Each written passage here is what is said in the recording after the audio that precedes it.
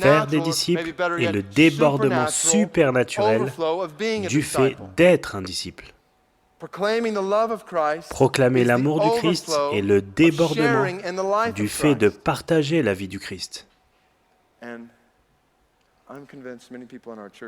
Et je suis convaincu que plusieurs personnes dans nos églises passent simplement à côté de la vie de Christ. Et cela est dû en grande partie à ce qu'on leur vend comme étant la bonne nouvelle. Fais cette prière, accepte Jésus dans ton cœur, invite Christ dans ta vie. Cela ne devrait-il pas nous inquiéter qu'il n'existe pas de telles prières superstitieuses dans le Nouveau Testament ?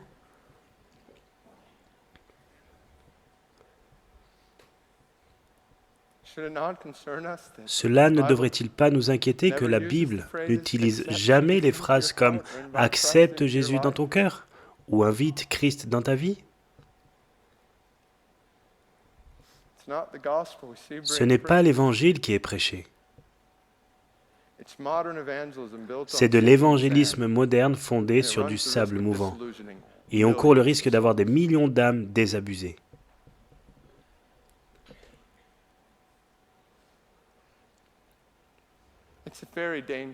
C'est quelque chose de très dangereux, d'amener les gens à penser qu'ils sont chrétiens, quand ils n'ont pas bibliquement répondu à l'Évangile.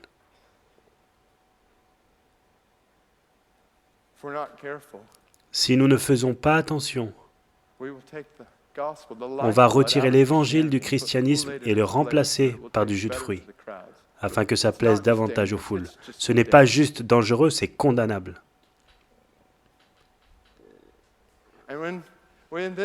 Après, on pense que faire des disciples se résume à amener les gens à faire la prière. On propage ça. Non, donnons-leur la vision complète de la bonne nouvelle. Montrons aux gens la grandeur de Dieu. Oui, c'est un Père qui nous aime. C'est un Père aimant qui nous sauvera, mais c'est aussi un juge en colère qui peut nous condamner.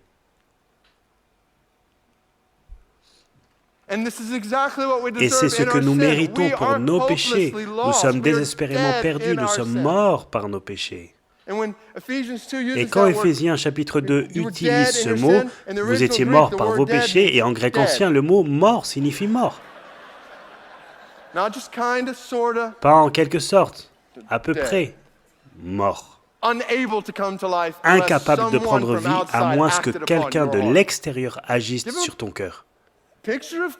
Donnons-leur l'image de Dieu, perdition des hommes, suprématie de Christ qui a vécu la vie que nous ne pouvions pas vivre. Il a reçu la mort que nous méritions. Et il a vaincu l'ennemi que nous ne pouvions pas vaincre. Parlons-leur de sa vie, sa mort et sa résurrection et appelons-les, ça c'est biblique, à se repentir. Jésus n'est pas un pauvre petit sauveur cherchant l'acceptation de qui que ce soit. C'est un Seigneur souverain et roi qui mérite l'adoration de tous. Repentez-vous et faites confiance à Christ, le Sauveur et Seigneur. Quand cela arrive dans la vie de quelqu'un, l'Évangile qui transforme, tout change dans leur cœur. Et quand ça arrive, les gens n'ont pas à être séduits pour partir en mission. Ils y sont contraints. Donc, donnons-leur un Évangile qui change leur vie.